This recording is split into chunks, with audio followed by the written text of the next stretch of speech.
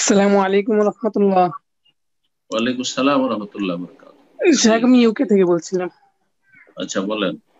আমার প্রশ্নটা হলো যে পারফিউমে যে অ্যালকোহলটা থাকে, হুম, এটা ইউজ করে কি নামাজ পড়া জায়েজ কিনা? যেমন আমাদের জি, এখানে আমি দেখি যে হুম, পারফিউম গুলো সৌদি আরব, দুবাই থেকে আসে, হুম, স্প্রে গুলা যেগুলা, তো জি, সবগুলোর মধ্যে অ্যালকোহল থাকে এবং সেগুলা ম্যাক্সিমাম হুম, অনেকেই ইউজ করে হুম, নামাজের আগে দিয়ে, বা সব সময় হুম, ইউজ করে এগুলা।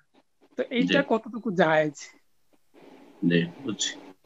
এই জাযাকাল্লাহ। এই বিষয়টি মনে হয় এর আগে আলোচনা হয়েছে, হয়তো আপনি ছিলেন না। শেখ ইবনে বাজ রহমতুল্লাহ আলাইহির ফতোয়া হচ্ছে যে অ্যালকোহল জাতীয় যে জিনিসগুলি রয়েছে সেগুলি নাপাক। তো নাপাক যদি হয় তাহলে সেটা, তাহলে তো হয়ে যাবে।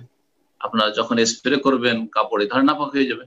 তো তিনি বলছেন না, যেহেতু সেটা অ্যালকোহলের পরিমাণ সামান্য থাকে আর সেটা ওই প্রেস করার সাথে সাথে উড়ে যায়, যার ফলে সামান্যর ক্ষেত্রে ছাড় রয়েছে শরীয়তে, সুতরাং তার মতেও আপনার এই স্প্রে ব্যবহার করা শরীরে বা কাপড়ে জায়েজ, তাতে কাপড় নাপাক হবে না। বাকি থাকলো শেখ বিন ওসাইম রহমতুল্লাহ, তিনি বলছেন যে অ্যালকোহল আহ, পান করা হারাম, মানে মদ জাতীয় জিনিস পান করা হারাম, কিন্তু অ্যালকোহল নাপাক। হ্যাঁ, মদ নাপাকের কোনো দলিল নেই। মদ বরং নাপাক নয়। দলিল, যখন মদিনায় হারাম করা হয় মদকে, তখন মদিনার লোকেরা, মদিনার সমাজে এত বেশি মদ পান করতো, এত মদের আসক্ত ছিল যে বড় বড় মটকা ভর্তি মদ ছিল, সেগুলি ভেঙে দিতে বলা হইলো, সেগুলিকে বহিয়ে দিতে বলা হইলো, আর মদিনার অলিতে গলিতে মদ প্রবাহিত ছিল। অথচ মদিনা মুসলিম সমাজ, সেখানকার লোকেরা রাস্তা দিয়ে হাঁটবে, নর নারী হাঁটবে, মসজিদে আসবে, সেই সেই কাপড়ে সলাত আদায় করবে।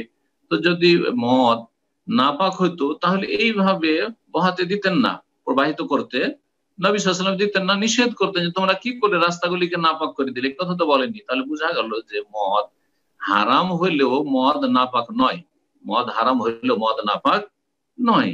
জি, আশা করি বিষয়টি বুঝতে পেরেছি। সুতরাং দুইজন বড় আলেম, পৃথিবীর বর্তমান যুগে বড় ইমাম, দুইজনের মতেই খোলাসা হচ্ছে যে অ্যালকোহল মিশ্রিত যে স্প্রে আছে, স্প্রে ব্যবহার করা যায়। ইবনে ওসাইমিন বলছেন যে পাক, সুতরাং সমস্যা নেই। আর আপনার ইবনে বাজ বলছেন যে সেটা না পাক, কিন্তু সামান্য থাকে, আর সামান্যর ক্ষেত্রে ছাড় আছে, সামান্য ক্ষেত্রে ছাড় আছে, অসুবিধা নেই ইনশাআল্লাহ। জি।